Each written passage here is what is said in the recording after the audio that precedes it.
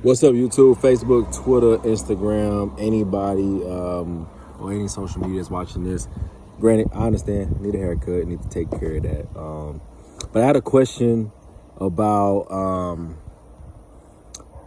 what is like the godly view of marriage, and why do some guys expect or want multiple women or multiple wives per se? And this question came from somebody from Facebook, and so I'm just answering it to the best of my abilities and what my views are. So if there's any extra to it or you feel any type of way, you can comment and just say what you want, and that's cool with me. But I'm not trying to belittle nobody or trying to change anybody's view, because if that's what you want, that's what you want. But for me, the person was in a discussion with someone speaking on the facts of marriage, like a godly marriage, and someone in that conversation came up with the response of men aren't meant to be with one person, and then use Solomon from the Bible as an example.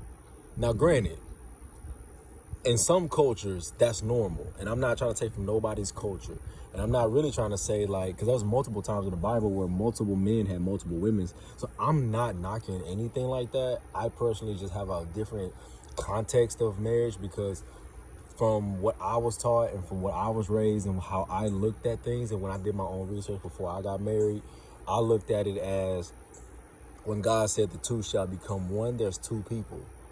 Like, there wasn't any extra body in there, and anytime somebody extra was added, I personally feel like that was just a human choice, not a God choice. I don't think God really designed marriage for multiple people. I think the cultures of that time, or the cultures and religious mixtures, created that to where it's like, a lot of women at that time, granted, women have more freedoms and opportunities now. I think at that time it was just trying to solidify your stability. Granted, I think, you can do what you want at the end of the day. If you choose to do something, that's cool, that's fine. Just respect your partner and respect who you're with. And, if it's a mutual agreement, it's a mutual agreement. I just don't think you should, like, hurt the other person in the process or neglect the other person in the process. But I personally believe, like, it's just supposed to be two people trying to make something happen as one, but glorifying God the entire time. So if that answers your question, I hope it did. Also, to another point of it, I think sometimes, like, I'm not a Bible scholar, I'm not a theologian or anything like that, but the book of Ecclesiastes is my favorite book of the Bible, because I struggle with worldly things and always trying to like build myself up for the next level in life.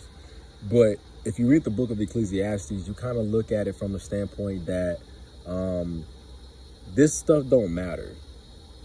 Like the cars, the house, the money, the people, the relationships, it don't matter. Because at the end of the day, we all die. So everything that we're doing right now is like in the middle. And basically it's kind of just like what can I do to make my life feel better in that moment, right? And so I think in the Bible, when it comes to Solomon having 700 wives or 700 concubines, whichever one, and then 300 wives, I think I could be wrong on how that's flipped. It could be wives, it could be concubines.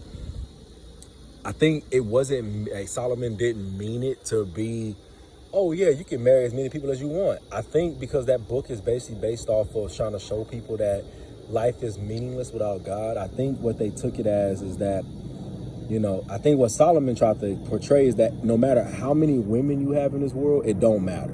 You're still going to be unhappy, and you're still going to be choosing to fill that void that you don't have when it ain't God, right? I'm not saying, like, again, that take how you want it, believe what you believe, that's your right. I'm not that kind of person trying to take that from anybody.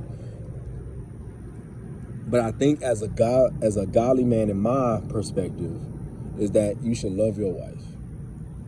It should be you two procreating, building a life that you can feel comfortable, feel happy, but at the same time, your marriage is supposed to represent God.